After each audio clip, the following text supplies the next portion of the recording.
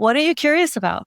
What's the next thing that makes you kind of, you love that? Motivated. That's such a great question because I'm curious about so many things. But I would say when it comes to the brain, like how can I simplify things for people even further, right? So that you don't get overwhelmed with lab testing and supplements. And I'm always looking, how can I simplify this? How can I make this more doable for every single person that walks into my office?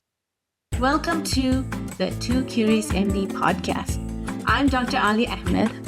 And I'm Dr. Suraiya Raman. With the wisdom from holistic, alternative, and these conventional medicine, we are here to challenge the status quo. We're curious about the connectivity and complexity between diverse fields of knowledge as they relate to consciousness, chronic illness, mental health, resilience, and beyond. Learning more about the art and science of healing, or listening to stories of extraordinary healing.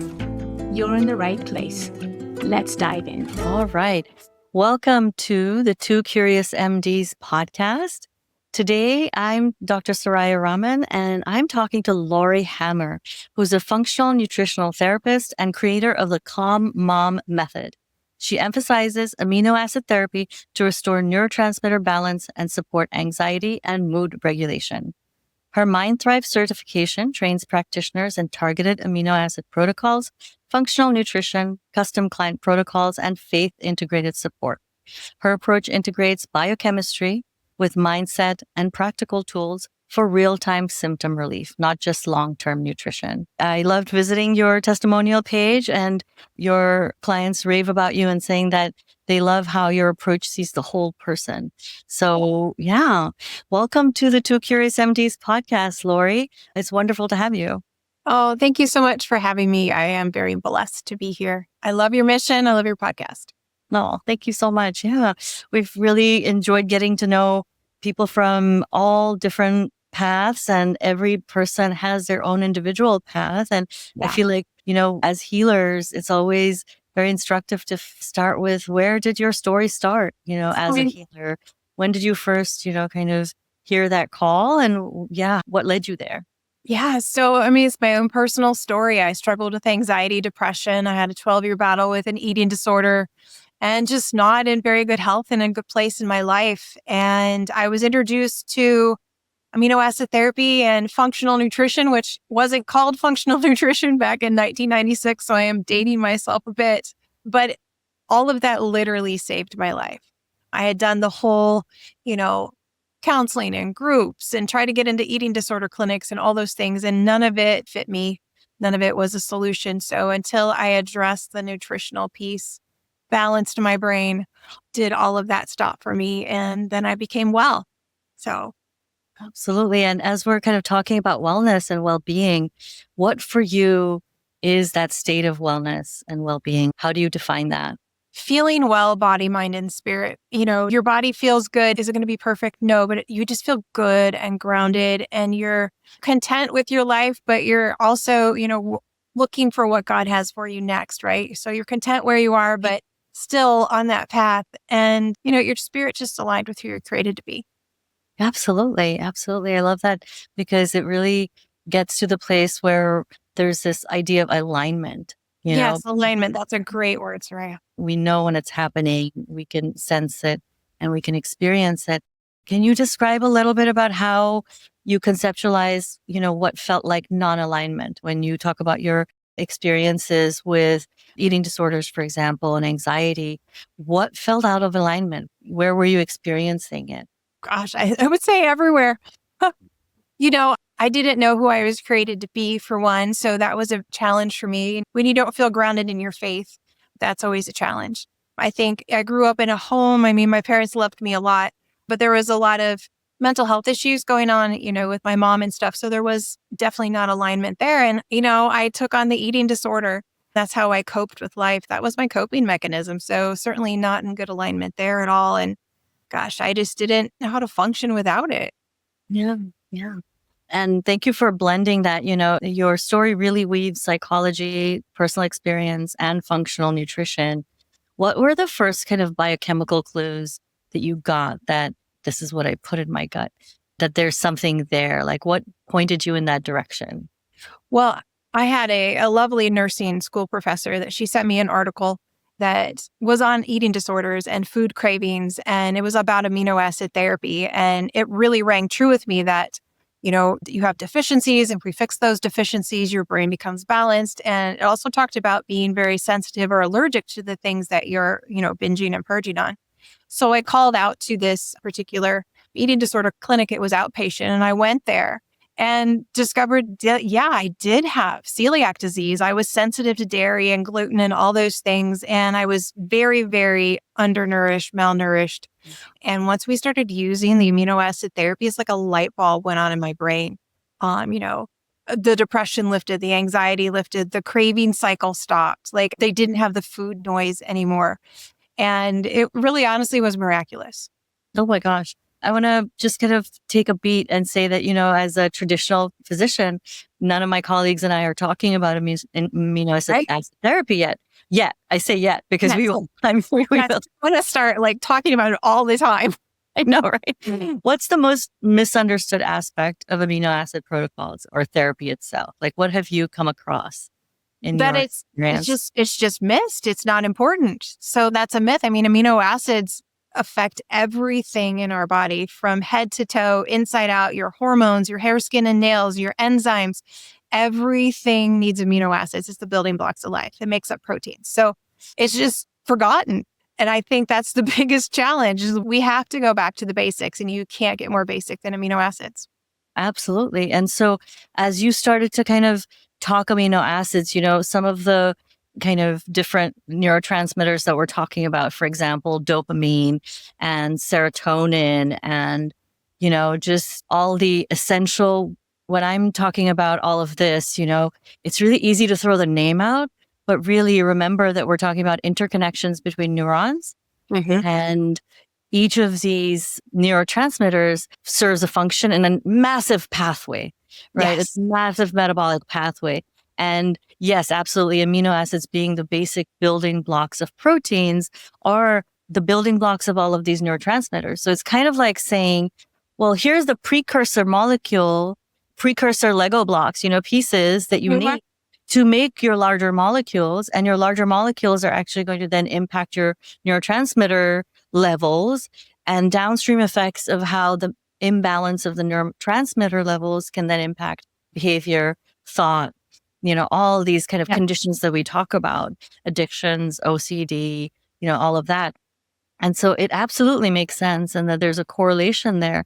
And so we know that amino acids are neuromodulators, for example, glycine, taurine, and glutamate. I just want to kind of set the stage for people to talk about it because I think we can really do a deep dive here of what amino acids map to what systems, for example.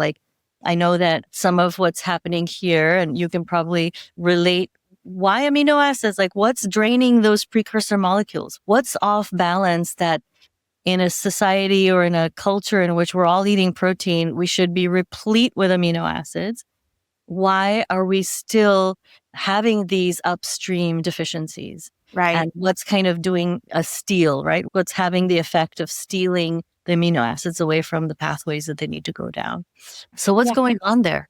Oh gosh, there's so many things, isn't there? I mean, let's go just to foundations. We might be eating protein, but are you digesting protein? Right. So our digestive system is very compromised. That has a lot to do with our food system and the toxicity going on there, which kind of, wrecks our gut microbiome. So how is your microbiome? But most importantly, let's, take another step back. How well are you sleeping? If you're not sleeping well and what's affecting your sleep, you're going to get depleted in amino acids and minerals and fatty acids and all of those things. What are our thought processes? Most of us are running on empty all the time because we never stop and rest. We've lost the rest culture in this society for sure. And so then that just keeps us stuck in overdrive. And when you're overdrive, you are burning through all of your foundational items so fast. And so, we're not out in the sunshine. We're not grounded, going out in the forest or going for a walk or putting our toes in the grass even most of the time, So we're just so disconnected, and that disconnection creates deficiencies and then, just stress, whether it's chemical, physical, or emotional. Everything builds. And so you're just building up this bucket. and it starts overflowing. And that's when, disease and autoimmune and stuff starts expressing itself because all the foundations are like chaotic. Yeah. Oh my gosh. It's like this massive system in which just right at the foundational level, something's choking it up. Yep. And then everything downstream is just trying to make up for it. It's like, okay, we got to just run faster. And anxiety is really kind of like this hunger in a way. It's kind of like, we're not getting enough. We're not getting enough, guys, Yeah. It's like you're sprinting all the time and you don't know how to breathe. Well, and most people don't know how to breathe. Let's just go back to another basic. Yeah. Can you even actually breathe beyond your upper chest? Are we breathing and getting that good oxygen, carbon dioxide exchange? And most of the time it's a no. Yeah. Yeah. Oh my gosh. Just as we're talking about this, I can really feel how this has been a journey of learning for you. Yeah. So I really want to know what keeps you motivated. What's the kind of message you have for your patients when they come to you? I'm sure, you bring a whole host of tools here. So when you're actually talking to somebody and they come to you, for example, with maybe brain fog, these really common words that we have right now to kind of describe our experience of exactly what you described. Right. There's so many different ways that it manifests, but I think we can admit that we're going to root cause. We're going even further back. Yep. And so when a patient comes to you and they come with all of this, how do you, one, explain to them what you do? And then two, how do you peel back the layers for them so they understand, Right. Well, going back to your question, what motivates me? My clients motivate me. So if people call them and they're like, this is what I have going on. And then we start doing a few things, or even in the first appointment, we'll do the amino acid therapy. And by the time they're done with the appointment, they're already feeling better because the amino acids work that fast. And so just explaining to them that we have to address these foundations first, because again, amino acids are the building blocks, and your thought processes, your neurotransmitters, how you respond to stress, how you think about things, all depends on these amino acids. And so you can't talk away a nutrient deficiency. You actually have to fix the nutrient deficiency, right? You can't medicate away a nutrient deficiency. You have to fix the nutrient deficiency. And so we talk a lot about the deficiencies, and I get a really good health history of people, and we can pinpoint kind of where things, went awry for them. It could have been at birth. It could have been an event in their life or an illness or those kind of things. And then we kind of, tease things out from there. And then it really makes sense for people like, oh, that is when it started. Maybe it was an abscessed tooth and they had a root canal and everything went downhill from that. Well, let's go back to that moment, right? And have we addressed that piece yet for that person? And then we do the amino acid therapy, and we're just literally opening up a capsule of amino acids, putting them under the tongue and staring at each other like, okay, how do you feel now?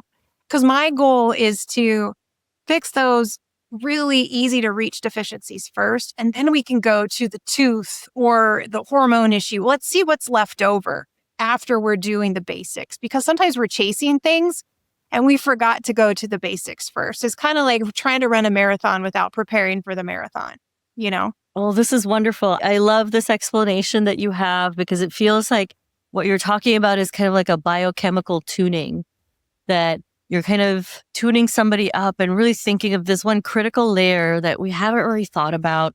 And maybe we haven't just had a chance to think about, it hasn't really been taught. Western medicine really comes at diagnoses as kind of these, kind of symptom-based kind of definitions of disease. And then when you talk about the gut microbiome, right? Like when with that abscessed tooth, it just struck me, we always give antibiotics for things like that.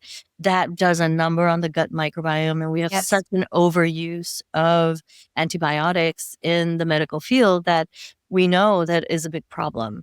And so that's another ready reason why. And then you talk about the food supply, just the fact that we are in an ultra processed food, desert, right? Really, it's not nutrient dense. It's not giving our bodies what we need. And it's doing that over a long course of time. So of course, we're feeling depleted over a long course of time. It makes sense. This really appeals to me as an integrative, practitioner, because integration means kind of bringing all these pieces together. And so I think our patient populations we probably have in common are ones that have tried everything, have gone through the regular models of standard protocol, just as you did, and exhausted everything and kind of hit a wall until somebody can look at it holistically and, including the mind, body, spirit, as well as the nutrition. And so it appeals to us in the psychedelic world as well. So psychedelic therapy really is about this integrative model of bringing together all those three things. Do you have any kind of experience where, amino acids have come up with psychedelic therapies? Yeah, actually, I've had, a number of clients that have used them both at the same time. Usually they're doing, I've had people do it before. They do the amino acids too. I feel like I see better results if they do the amino acids first, but I've had clients do it both ways and they work really well together. I mean, the one you would have to be cautious with be serotonin, because some psychedelics are boosting serotonin. So you don't want to overload, any of your patients or clients with that. So I know I would stay away from that if they're currently doing psychedelics for sure. But other than that, it all works together. It all works together. That's wonderful. And then do you have specific amino acids that map certain diagnoses, or how does that kind of work? Yeah, so I like to divide it up into 5 categories. So first would be serotonin. So that's somebody who has anxiety, depression, OCD. Maybe you're a perfectionist. You have a lot of PMS. You have food cravings in the afternoon or evenings. Your temper is easily triggered. And so you don't know why you get so angry so fast. So that would be your serotonin, because serotonin is like your inner sunshine, right? And so it just makes us feel happy and like good and grounded. And, your glass is always half full or overflowing instead of half empty. And then there would be like GABA. GABA is like nature's Valium, right? And so GABA lets us, our shoulders come down, lets us take a deep breath and let it all out. And so that burnt out, overwhelmed feeling, GABA really helps with that. So that's a great neurotransmitter. Endorphins would be like that inner joy. So if you don't have enough endorphins, you're craving comfort, whether it's from food, drugs, alcohol, porn, exercise, whatever it might be, right? You're really sensitive to emotional things. You cry a lot. Your pain sensitivity is really high. So a lot of people with endorphin issues have chronic pain. Then there would be catecholamines. That's going to be more of your dopamine. That's where you get your drive, your emotional drive, your mental drive, your physical drive comes from your catecholamines. People who are low in those might have ADD, ADHD, those kind of things. Or you're craving substances to give you energy, whether it's nicotine, alcohol, drugs. What else is going to give you energy? Caffeine, right? Caffeine. And so those would be the 4 main. And then glucose regulation. There's amino acids that help with glucose regulation too. So if you're hangry, grumpy, frumpy in between meals, there's a glucose regulation issue. So I'm using amino acids in all 5 of those categories. Beautiful. And as you're even talking, I want to even turn it the other way to understand, okay, what does drinking a cup of coffee, twice a day do to your body? Right. Like you said, you're reaching for it because there's a deficit. Mm-hmm. What's that caffeine doing?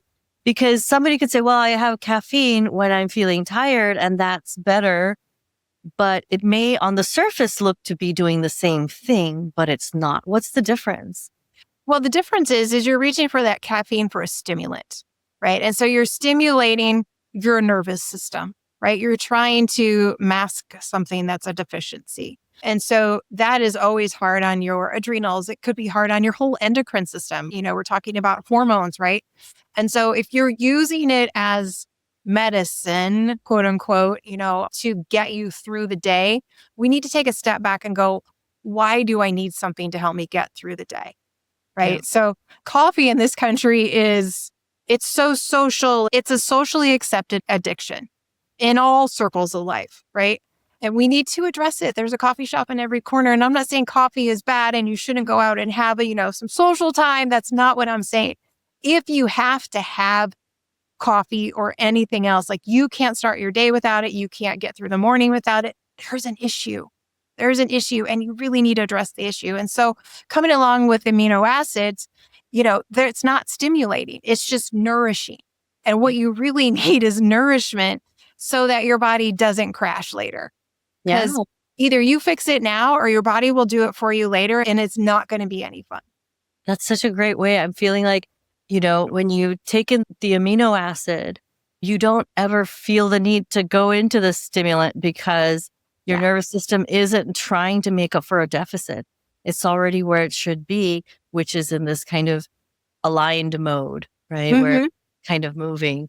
And that your nervous system, that's the other thing is it will figure its way through. Like it will look into the environment to say, I need something to help me get through this next little bit.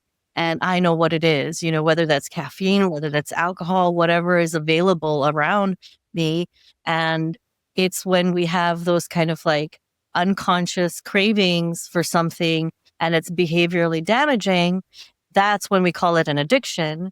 Right. When it's not behaviorally damaging and it's actually being rewarded, that's when we call it Starbucks. Right. There you go. It's monetized and so really we're talking even about just, I love this way of thinking about the human body because it gets beyond blame. Yes. It gets beyond there's something wrong with you. It's like, no, we all have the same body. We all have the same nervous system and we just need to learn how to use this. Mm-hmm. So tell us, what are some of the things that you, in addition to amino acid therapy, like what are you kind of talking to your patients about to help them to really make these changes in their lives? And what are you seeing happen? Yeah. So, like I said before, we go back to those foundations, right? So how are you sleeping? We talk a lot about sleep hygiene, going to bed. I teach my clients, set an alarm to go to bed. Like otherwise you forget doing things. So set an alarm on your phone. You have an alarm for everything else. Set alarm to go to bed. Like, so you're in bed by 10 p.m. every single night. And a lot of clients are like, I really like 9:30. Like, go for it. Go for 9:30. That's fantastic. But let's try for 10, if you're up to 11 or 12 and get your sleep hygiene really well. And then we'll talk about diet, right? How much protein are you consuming? How many fatty acids? Are you avoiding, toxic seed oils? Those kind of things, and hydration. And one thing people really overlook is salt. I keep this little thing on my desk. Usually it's full, but I'm about down to the end of this one. And I lick my finger and I dip it in my salt all day long. This is Redmond sea salt. It is like spark plugs to your body, spark plugs to your brain, because you need those electrolytes. You need those minerals in order to keep going. So a lot of times this is what helps people sleep or get through the afternoon is just learning to use salt because we've demonized it. And it's not a demon. You just have to use the right kind, So we're working on things like that, learning to go outside in the sunshine 2 to 3 times a day to help set your circadian rhythm, making sure movement is happening, making sure you're moving your lymph. So, doing tools that really don't cost much, that should just be part of our basic, daily life and starting to implement them to best that we can in this crazy life that we have and just learning to slow down. Yeah. Those are basics. And then if we need to, I run blood work panels and I do hormone testing and we dive into the deeper things so that we can get to your root cause issues, but we still have to address the foundations first. Absolutely. You're reminding me how back when I used to be a resident training in the middle of the night and ER, in the pediatric ER, there used to be this freezer with the Pedialyte popsicles. Oh, yes. And for whatever reason, I just was like at 2 a.m. when I'm really tired, the couple of times that I tried that out, it like jolted me. And so you just reminded me of, because they contain a little bit of salt. A little bit of salt, yeah. A little bit of sugar. So it just kind of gets in there and we're so dehydrated, we're completely like unaware of kind of our proper balance sometimes. And we get overused. Yeah, we were working like 10, 12 hours without rest, like not really replenishing. So there's such a culture of ignoring what your body wants in medical training.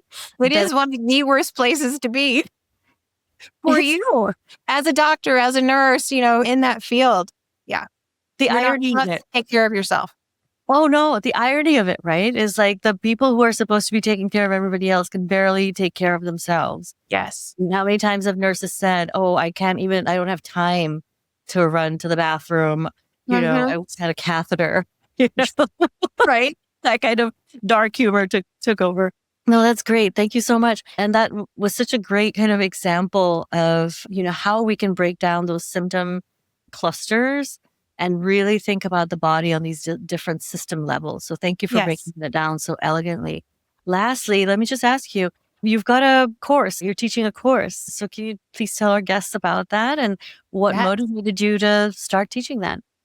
Well, because so many people don't know about amino acids, right? And so I am training practitioners from actually all over the world how to use amino acid therapy in their practice. And I even have a few moms that have joined the practitioner group because they really wanted to find a certification that would fit them so they could help their family and their friends. And who knows what it'll turn into. So it's open as just a certification course on amino acid therapy. We meet once a week. We go over case studies. There's a whole online class that you can go through, and it's a 6-month program. And we just have so much fun. Oh my gosh. Now, Yes. for anybody who's looking into this kind of therapy, tell us about which patients. You mentioned moms. What kind of patient categories are you teaching about, and what's the breadth of, what you're including? I'm thinking of nutrition if, autism and neurodivergence is something that's Yes, we definitely address that. A lot of people come with anxiety, depression, the OCD, the ADD, ADHD, Parkinson's, MS. I mean, any neurological condition you can use amino acid therapy with. I deal with a lot of people trying to come off their medications. So they're working with their prescribing practitioner. They're using amino acids so that they can do the taper. And amino acids work amazing for people trying to taper off their medications. So I rarely ever see any negative side effect when people use amino acids alongside the tapering Right. process. That is incredible, because that is one of the biggest problems we're having. Yeah. It- That like- protracted withdrawal, whatever it might be. I honestly, I've been doing this a long time, and I'm sure there's some out there, but I have not seen this in a couple decades. I have not seen a protracted withdrawal when somebody uses amino acids while they're going through it. I have people come to me who have protracted withdrawal and then want to use the amino acids. We have results, but it's not as good as if they used it while they were tapering the medication, if that makes sense. So it makes sense to fix the deficiency while you're tapering off the meds so that your nervous system doesn't freak out. Absolutely, because the meds may have been depleting or creating a kind of a backlog, depending on how they work as reuptake inhibitors. And so when we start to taper off, where are we going to make those neurotransmitters from? How are those underutilized, synapses going to get new neurotransmitters kind of popping off in them? That makes so much sense to me. And I hope that's something that we can find out about. Can I say one more thing about that? Yeah, absolutely. Think about the microbiome, because we'll use SSRIs as an example. They kind of ruin the microbiome. I mean, it's like kind of like taking an antibiotic. Like, they're ruining your microbiome. But if you're putting the amino acids in your body while you're tapering, you're also nourishing that microbiome. And you're going to get 90% of your serotonin or more out of your gut. And so your gut really needs that serotonin support when you're tapering off those meds. So it's really systemic, the way the medication affects you. And so that's why it's so important to bring in the amino acids and the other foundational stuff. And I really think it needs to be part of mainstream psychiatry. And, for MDs, because there's a lot of MDs that are helping with the tapering process too, outside of the psychiatry circle. So my goal is to teach enough practitioners so that it does become mainstream. That's amazing. Laurie, what an amazing tool. What an amazing teaching that you've given us. What a wonderful kind of look into anybody who's interested in, learning about amino acids. Where can they start? How can they find out more about you? Can you just point us in the right direction? Yeah, you can go to my website, lauriehammer.com. Okay. All right. Wonderful. And if they want to access your course. Yeah, and the course is on the website as well. And you can also just, send us a message if you have any questions, and we'll be happy to assist you. Wonderful. Wonderful. Thank you so much for this conversation. One last question we like to ask that here. What are you curious about? What's the next thing that makes you kind of, you love that? Motivated. That's such a great question, because I'm curious about so many things. But I would say when it comes to the brain, like, how can I simplify things for people even further, right? So that you don't get overwhelmed with lab testing and supplements. And I'm always looking, how can I simplify this? How can I make this more doable for every single person that walks into my office? Wonderful. Wonderful. Well, thank you so much. It's been a treat. And It's been wonderful. Thank you so much. You're welcome. Thanks for joining us on the Two Curious MD podcast. We hope today's episode inspired you to ask new questions and explore fresh perspectives. we challenge you to ask us those unasked questions that you're curious about in your medical practice, condition, health, and wellness. If you enjoyed the podcast, don't forget to subscribe, share it with somebody just as curious, and leave us a review. It helps us keep the curiosity alive. Post or comment with a question or curious inquiry that you have and seek to explore or learn with us. Stay curious, and we'll see you next time.